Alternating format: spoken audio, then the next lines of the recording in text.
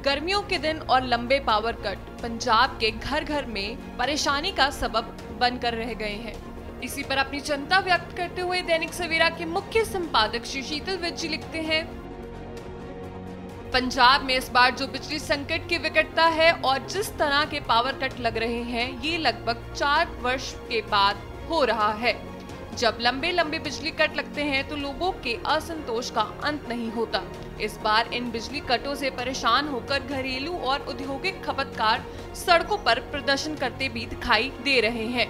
इस समय अगर हमें कोरोना की लॉकडाउन या अपूर्ण लॉकडाउन से छुटकारा मिला है तो पंजाब के उद्योग और व्यवसाय पर पावर लॉकडाउन का वज्र गिरता दिखाई दे रहा है। उधर बिजली संकट ने किसानों को भी नहीं बख्शा। खरीफ फसल स्तर शुरू हो गया है। धान बीजने के सीजन शिखर पर है और मानसून कमजोर पड़ गया है।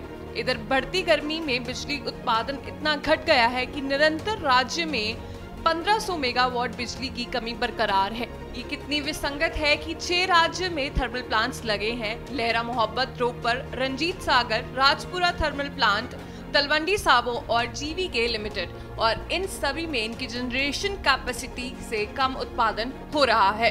कहां तो मौजूदा सरकार के नारे थे कि पंजाब में सरप्लस बिजली पैदा हो रही है और कहां अब ये हाल है कि 7 शहरों में 100 किलोवाट से ज्यादा खपत वाली इंडस्ट्री को 48 घंटे के लिए लॉकडाउन का सामना करना पड़ेगा। जलंधर, कपूरथला, नवांशहर, होशियारपुर, लुधियाना के 5 सेक्टर और खन्ना व मंडी गोबिंदगढ़ इसमें शामिल हैं।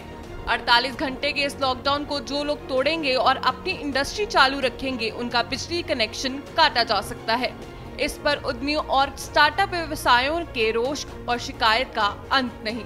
उनका कहना है कि उनका कच्चा माल 2 दिन काम ना होने से नष्ट हो सकता है और समय पर आपूर्ति ना होने से न केवल उनकी प्रतिष्ठा पर आंच आएगी, बल्कि आगे ही मांग की कमी से जूझते हुए उद्योग और भी संकट में पड़ जाएंगे। ऐसा संकट इससे पहले पंजाब में 2016-17 में देखा गया था, लेकिन कुछ परेशान करने वाले सवाल उभरते हैं। पंजाब में सबसे ज्यादा बिजली पैदा करने वाला तलवंडी साबो थर्मल प्लांट के 3 यूनिट हैं और इनकी 1980 मेगावाट क्षमता है। 660 मेगावाट पैदा करने वाला यूनिट इस साल मार्च से खराब है। इसे ठीक क्यों नहीं करवाया गया? पावरकॉम इसके बारे में अब नोटिस देने जा रही है, लेकिन वक्त पर अपनी त्रुटि को दूर न करने से इस तरह की विकट परिस्थितियां पैदा होती हैं। उधर सरकारी दफ्तर पहले तो कोरोना से प्रावधान ही सुस्त चल रहे थे। कर्मचारियों को रोज ही हाजिरी की जगह 1 दिन घर से और 1 दिन दफ्तर से काम करने के लिए भी कहा गया था। अब जब स्थिति सामान्य होने लगी है तो मौसम की ये गाज और पावर कट के लॉकडाउन सबको परेशान कर गया। सरकारी दफ्तरों के लिए नया हुक्म आ गया है कि अब उनका समय बदल गया। ये सुबह 8 से 2 बजे तक खुलेंगे।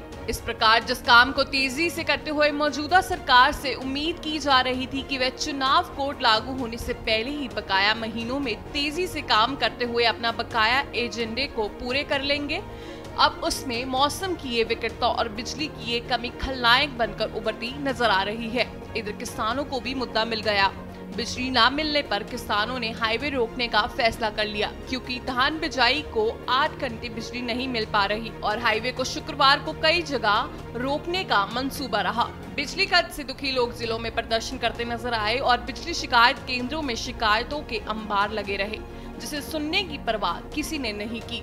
निश्चय ही विपक्ष द्वारा इसे एक चुनावी मुद्दा भी बनाया जा रहा है और वर्तमान सत्ता से असंतुष्ट चल रहे कांग्रेसी नेता सिद्धू ने भी अपने एक हैरान करने वाले ट्वीट में बिजली संकट पर सवाल उठाते हुए कैप्टन को एक झटका देने का प्रयास किया।